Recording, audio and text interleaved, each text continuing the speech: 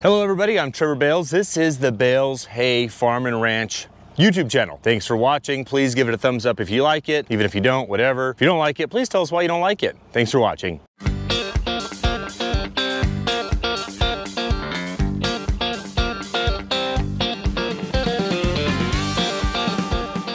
Right now, I am at the barn where we sell everything by the bale, where all the work, the manual labor is done. We brought a bunch of hay in. Today is Saturday. It's our busiest day of the week. I came in a little bit early so I can put hay away, move it around, and put it in that barn where it needs to go, where it can be sold. I have some real pretty hay. I actually bought this hay from someone else. He called me up. He said he had some really nice hay, needed to get rid of.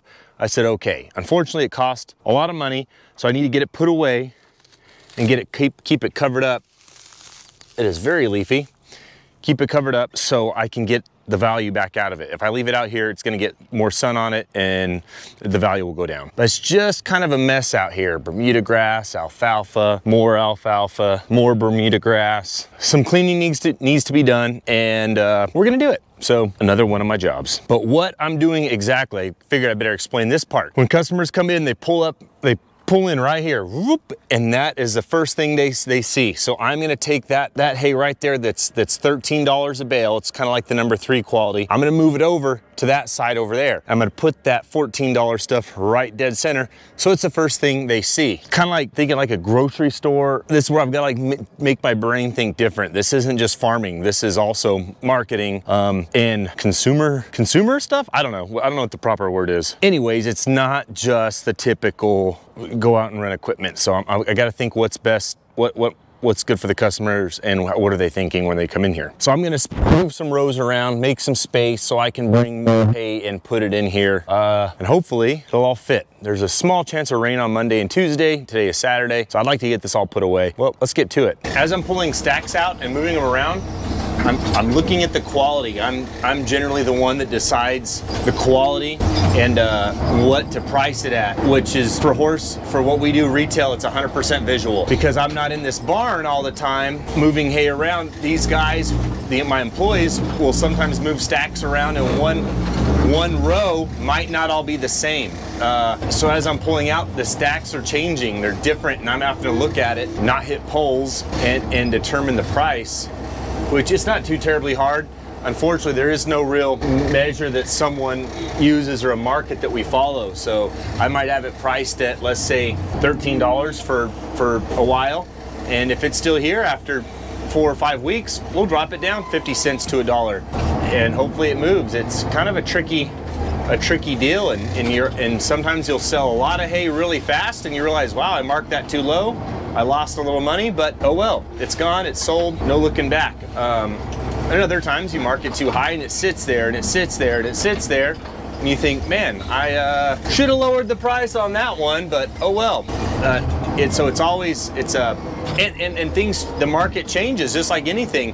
One week it might be some of the nicest hay in the area and you're able to charge more, and then everyone starts making nice hay, and then boom, guess what? And now it's too expensive. So I'm always trying to keep up with what I think the market is, or what I think the price of the hay should be.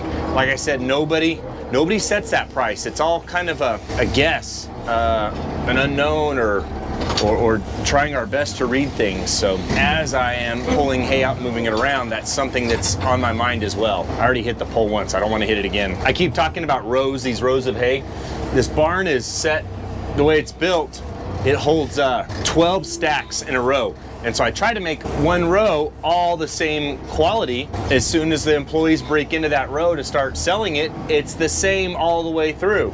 Unfortunately, that doesn't always stay like that. Once it gets halfway back or a quarter of the way left, I should say, we need the space, and we'll put something in front of it. So after time, one row could have like 3 or 4 different products in it, and then when that happens, it just gets mixed up, and that's when you got to come out and empty out a row and fill it up with something that's all similar. So you need 12 stacks or so to make that work. So it's a constant cleaning, a constant moving around, a constant shifting. Put this price there, or we have a lot of one quality, so let's cover it up for now because there's a lot of it. We don't need We don't need, I think this holds around 20 rows of 12. We don't need 5 rows of one quality. So it takes some managing, and it takes it's probably my biggest frustration working out here. It's fairly easy, so when my manager or my employees aren't doing a very good job, I get a little frustrated, but I don't know. Just takes time, patience, gotta have patience. I've got a whole row of a grass called teff grass. It generally does pretty good. However, this stuff from last year didn't do well for a few reasons. One, we had a record year for heat, and apparently this grass doesn't like to be over 110 degrees for 50 days in a row. Yes, we were over 110 degrees for 57 days, I think. Anyways, the second reason, there was cotton in that field before the grass was there. And so there's a lot of wood cotton stalks left. And horse people don't like wood, in their alfalfa, or in their grass, which I don't think is that big a deal. I mean, horses chew on everything, but that's whatever. Anyways, I can still understand. So I've got all this grass that's just not selling very well, and it takes up a whole row. So I'm gonna pull it all out and or stack it up to make room for everything sitting out in the yard right now. I took on this responsibility. I say took it on. I started bucking bales. I don't know, I was probably like 12 or 13. We did a lot of tractor work too, but people loaded their own hay. It's kind of how it started. But then my grandpa got worried about fire hazards. So then they hired a guy, a teenager, to just sweep up. That's all he did was sweep, sweep, sweep, sweep, sweep. And then there were a couple older folks, or some younger, smaller women, I should say, or older men, or just lazy men that needed help loading hay. And then it kind of turned into, oh, well, help them load as well. We don't want someone getting hurt, trying to load their own vehicle up, then we get sued or something silly. So we turned into helping load, and I was pretty young, but I was doing a lot of, we were growing a lot of cotton, and my dad would drop me off in a cotton field with a water jug, and I would just chop weeds. They would spray weeds too. We'd drive around with a little sprayer, and oh, we were in these white jumpsuits for safety. Oh, they're terrible. I'd take it off, and they'd yell at me, and well, whatever. But then, I don't know, probably somewhere around 13 or 14 is they realized we need to spend a little more time with this barn. And that's where I kind of took on this responsibility. I turned into a little salesman. I loved it. Oh, the tips I would make. Being a little kid out there, people would be like, oh, those little kids just loaded 40 bales in the back of a pickup. Like, awesome, here's 20 bucks. But people would come in and they'd want, oh, I'll take 10 bales. I could fit 20 in here. Oh, okay. Put 20 in there, all right.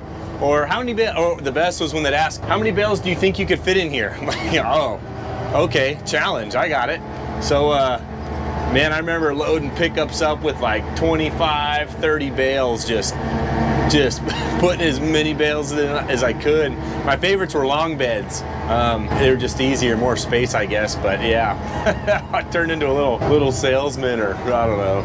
It was fun, it was a lot of fun. The cleanup is going nicely. I don't know if you can see, but there was a lot more stuff here. I left Justin with the squeeze to do a little bit more. There's a kind of a specialty rake we have going right now. Let's go watch it run. It's called a Hay Machine 2. It flips the hay over and then fluffs it. It's great for this time of year when we can't get grass to dry out, or after a rain. It gets a little wet underneath, the top dries out, you can't get the bottom to dry out, you flip it over, it fluffs it in the air, and it dries out, and then you can bale it. So this is ryegrass, which we only do a little bit every year. We used to do more.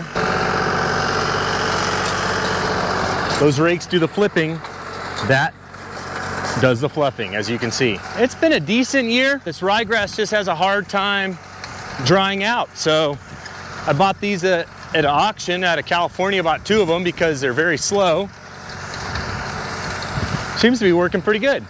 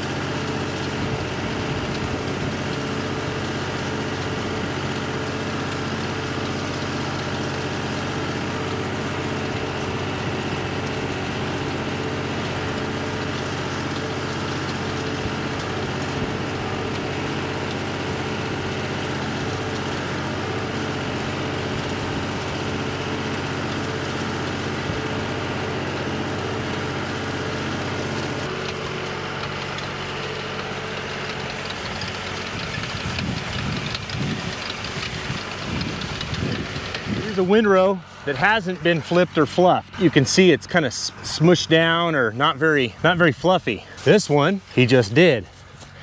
Do you see the difference? See, the top is just fine to bale. It's up underneath here.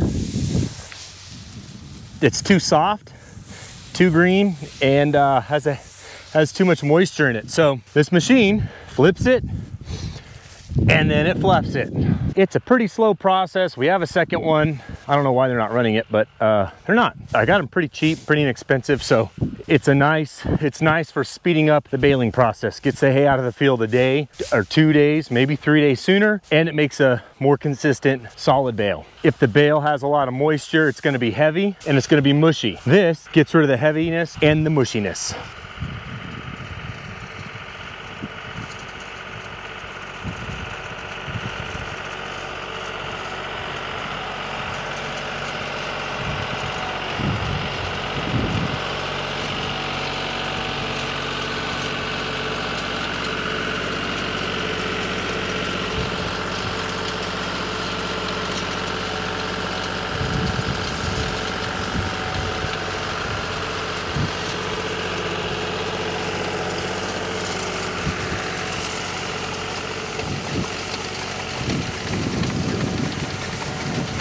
Look at it just throw that. It does such a good job of flinging that stuff in the air. Little re-rake. Even though we don't use it often, we really don't use it on alfalfa normally, it's a handy machine. Like I said earlier, if we get a rain, it'll be great for the rain. A lot of people worry that rain ruins hay. In our case, if we get a lot of it, yes, it can ruin it, but generally for us, we get a quick shower and then it heats up again and it gets hot really very quickly. So we just let it lay out and it dries out great. We flip it over, dry the bottom of it out, and we go. There's no mold, and about the only thing that's messed up is the color.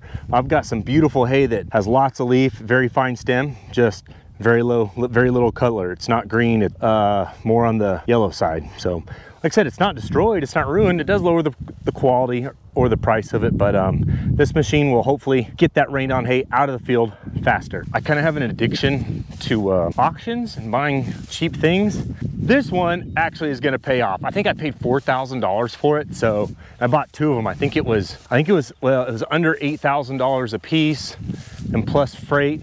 I think I was still about $4,000 a piece, including the freight. So pretty happy with this purchase. Yeah, pretty happy. One thing I am noticing, this ryegrass likes these cool nights and it grows back really fast. It's cutting new rye and throwing it up in the windrow with it, which that does create a problem. There's quite a few just standing here. I'm able to pick them out. Oh, here's a big one. So this fresh green ryegrass that was just thrown in from the rake, that will cause problems, but there's no way around it. It's just gonna have to go in there, but it won't be a big problem. It's such a small percent. It's probably less than 1% of this windrow or a bale will have it, but it'll throw high moisture signs on the Gujic or a probe. So just got to keep that in mind when you're baling. Checking on the bale wagon. Well, also the hay that they baled last night or this morning, some second-year alfalfa, and it is very, very pretty. I'm lazier, I'd climb out and show you a close-up of it. Well, I'll just get closer right here at the end of the stack. Very small stem, very leafy. Nice, I needed that. Up around to the shadow side, maybe you can we get a better view. Oh yeah, whoa, that bale is super leafy. I don't know why there's a difference, but there is. Whoa, look at that one, pretty good. Pretty okay. I mean, it's nice, but those two were just super nice. Whoa. Awesome. That's what I like to see. Nice leafy hay. Let's go see the bale wagon running real quick. It's everyone's favorite, right? I think it's your favorite. And honestly, if you say it's not your favorite, I'm not gonna believe you. So then after this, we're gonna run up, they're irrigating. They're using it the old school way, the siphons. Ugh. We'll go check on those guys. You could see that and laugh at that from the Stone Ages, but sometimes you gotta do it.